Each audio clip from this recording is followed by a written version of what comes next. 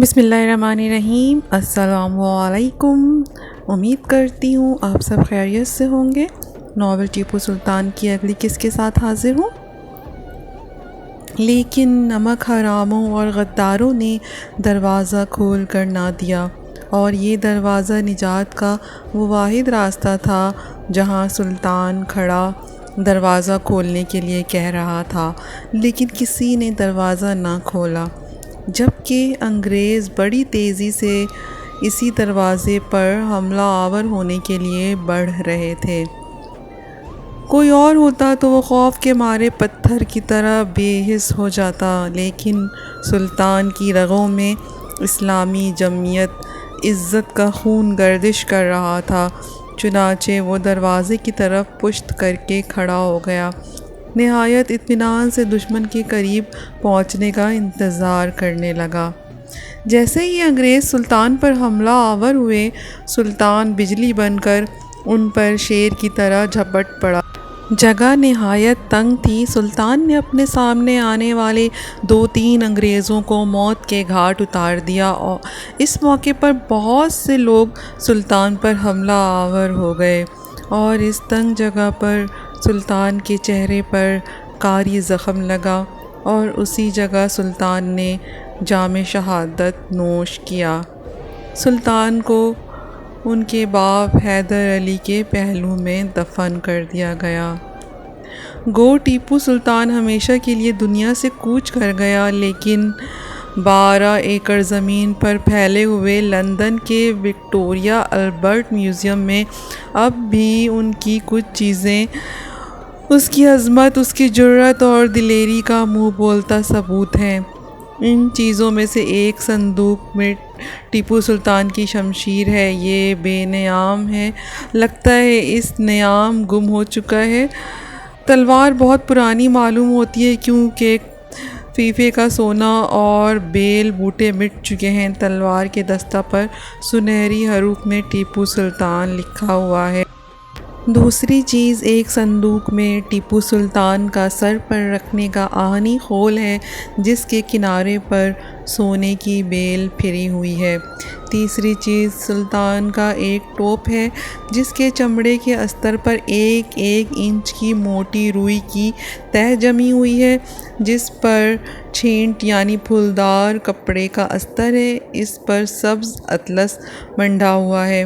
یہاں اس میوزیم میں ایک خانے میں ٹیپو سلطان کے دستانے ہیں، جو کوہنی سے لے کر کلائی کے قریب تک پہن کر تلوار کی ضرب سے حفاظت کے لیے جنگوں میں استعمال کیے جاتے تھے۔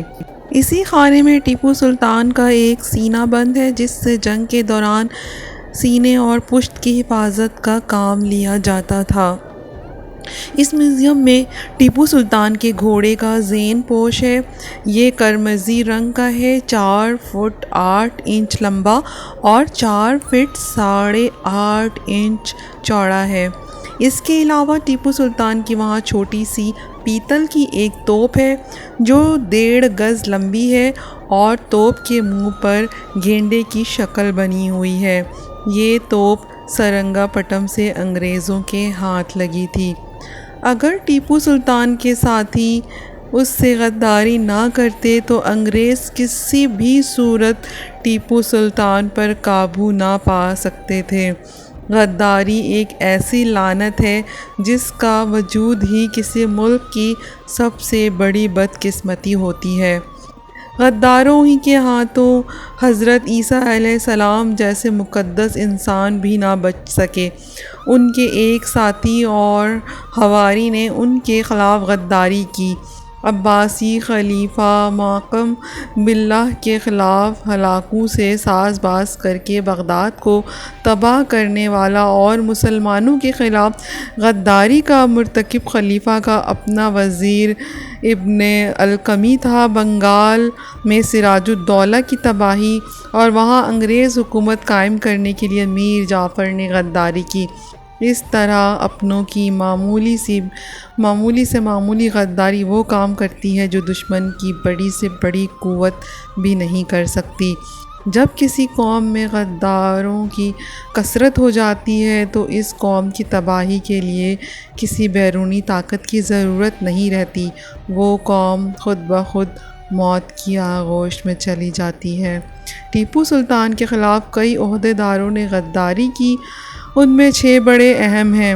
پہلا میر صادق تھا، یہ ٹیپو سلطان کے عہد میں ایک طرح سے چیف سیکریٹری کے عہدے پر پہنچا تھا۔